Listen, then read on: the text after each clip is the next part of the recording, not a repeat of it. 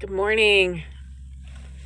I'm on my way to a meeting and I'll just get out the book. I'm prepping for this meeting by reading this great book called Difficult Conversations because I'm I live in Portland, Oregon. I am over half a century old and I need to have a difficult conversation again saying, is it racist? Is it racist? How many times in my life do I have to have this conversation? I'm really tired of it. But, if you don't know me, I am Mills. I am an ordained minister and professional entertainer here in Portland, Oregon, also a professional storyteller. If you need a host, if you need a party host, if you need a DJ, if you need anything, a karaoke host, that literally is what I do. That has been my side hustle for decades now, and it is what I do. And if you know me, you know me. I act, I sing, I host, I perform. But, being a person of color who is an entertainer in the city of Portland means it's hard to get gigs. I'm going to audition for roles and not get hired because I don't look like an ingenue. I'm 50 years old. Okay, so what kind of roles do I get cast as? Well, I think my most famous role from when I was growing up is I was cast as Bloody Mary in Rogers and Hammerstein's South Pacific. And why did I get cast as Bloody Mary? Because I'm brown. I'm a brown woman and I got some meat on my bones and yum, yum. We all love that meat. You know what I'm talking about? But I am Bloody Mary, Bloody fucking Mary. And after I was cast as Bloody Mary, that name stuck. So, also, I'm a gospel singer, I'm an opera singer, I'm a jazz singer, but, when people see me and when I'm cast, I'm Bloody Mary. So, finding roles, finding gigs, being a professional artist in this city is really, really hard. I just ended up starting my own thing, doing my own thing. I kind of found a niche. By the way, if you need a dungeon master, give me a call. I do D&D parties. Anyway, neither here nor there. So as an entrepreneur, I have to self-promote. I have to put myself out there.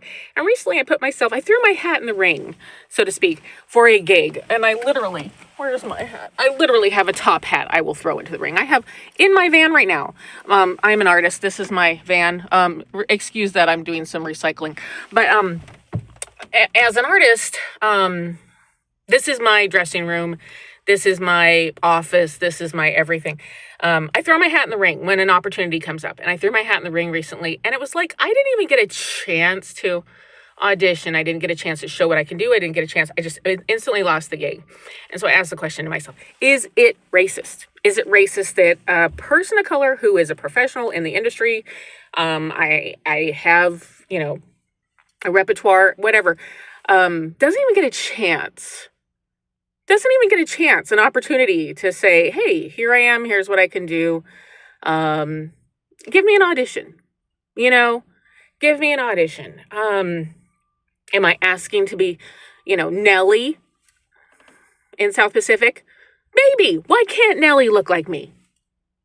Am I asking to be Ophelia? Why the fuck can't I be Ophelia?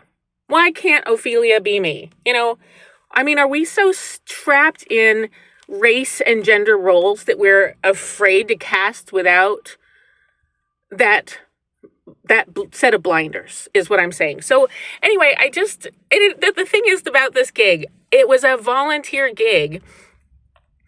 I've threw my name in the hat more than once, at least at 2 different meetings. I threw my name in the hat and I did not even get the opportunity to pitch myself before the gig was I was completely overlooked and the gig was handed off to someone else. And, me as a person, if you had to describe me as a person, being an ordained minister, being a teacher, being a speaker, being an actor, being a singer, who am I? I am if Mr. Rogers and Cowboy Curtis had a baby. Okay, that is me. I am the love child of Mr. Rogers and Cowboy Curtis. And if you know, you know. So the fact that I'm just keep losing these gigs, that I don't even have a chance, it's it's helping my brain ponder as to where is the equality? Like, what is racism and where is that equality line? Like, when do I even just get an equal chance to say, look at me, here's what I can do? And if you don't want me, fine, fine. If I am not the singer for you, fine. If I am not the entertainer for you, fine. If I'm not the host for you, fine. If I'm not the DM for you, fine. I'm fine with that. But at least give me a chance to audition. That's all I ask. Give me an open audition. Give me an audition. Put me on the stage. Okay? Give me something to sight read. Give me a script. I'm happy to show you what I can do. But the fact that so many opportunities are lost because I don't even get a chance to audition. And I'm like, okay, so if we're just quantifying blindly, like, and this is what I do. And I, even though I am an actor, I do have a background in academics. I am also an academic. So my academic mind starts going, okay, let's quantify this. Okay, so you have two parties interested in a gig, okay? One party is cis white male. One party is non-binary, gender neutral, person of color, right? And they don't even get a chance to audition. They don't even get a chance. I'm just asking for a chance. That's all I'm asking for. Look at my website. Watch some of my videos. I have many, many videos of me singing on my website. You can hear me sing. I'll audition for you. I'll sing for you right now. That happened to me last summer. Somebody's like, I don't believe you're an opera singer. Guess who burst out in some opera? This person. Yes, I did. And I'll do it again. I'm not afraid to sing. I'm not afraid of confrontation. And I'm not afraid of having these difficult conversations, which is why I'm prepping for this meeting with this book. I just want a chance. I just want a chance. I think any actor, performer, host, whatever, who does what I do, we just want a chance to audition. See what we can do. And then if you put me up against anyone else and say, well, I think that the other person is better suited for our needs, fine. Absolutely fine. But equality is having a chance. And I guess in the difficult conversation, the unsaid part is there were witnesses and only one person who witnessed this happening. Now I'm going to give all y'all the benefit of the doubt. My white folks, my white friends. I'm going to give you the benefit of the doubt because sometimes you see this stuff and you don't know what it is. You see this and this is just a passing cloud. You don't get it. But there was one person who came up to me afterwards and said, we were talking about community building and the way that happened. I don't know if that was community. That person had a thread of allyship and they tasted a little bit of that inequality. They tasted a little bit of that whatever ism. I don't know if it was racism, sizeism, classism, religious-ism, whatever ism is ism. But they said something to me afterwards. And when they said that to me, I said, thank you. I hear you. I love you. I appreciate you. Even just as an ally coming up to me after the fact and said, that was a little bit of, I don't know about that. That was real. That was a real conversation. And my respect for them just went through the roof. because they did approach me about it. But to be an ally, I think, is to ask that question in the moment and not to say, this is just a passing cloud, but to say, wait a minute. What are our values? Our values on our website say that we want diversity, inclusion, equality.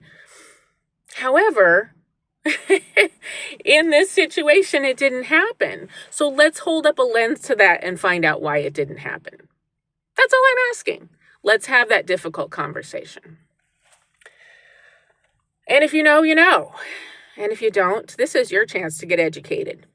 Now, in this country right now, we have a fascist regime that is actively trying to sow this kind of discord, creating a line between races and a line between class, race, gender, neurodivergence, yada, yada, yada. All of these things are coming up in a national discourse in a way that is exclusive and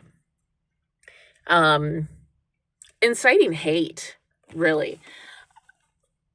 So I think it's more important now than ever to have these conversations, to say, let's not go down this road. We have made so much progress in this 250 years. Come on, folks, let's not go backwards. We do not want to go back. We do not want to go back. And the thing is, if we go back far enough, all these folks who are this new regime of fascism, they're not from this country either. Okay? They are not from this country. So who are the actual immigrants here? I guess I'm off track, but how this plays out into my current situation of having these difficult conversations.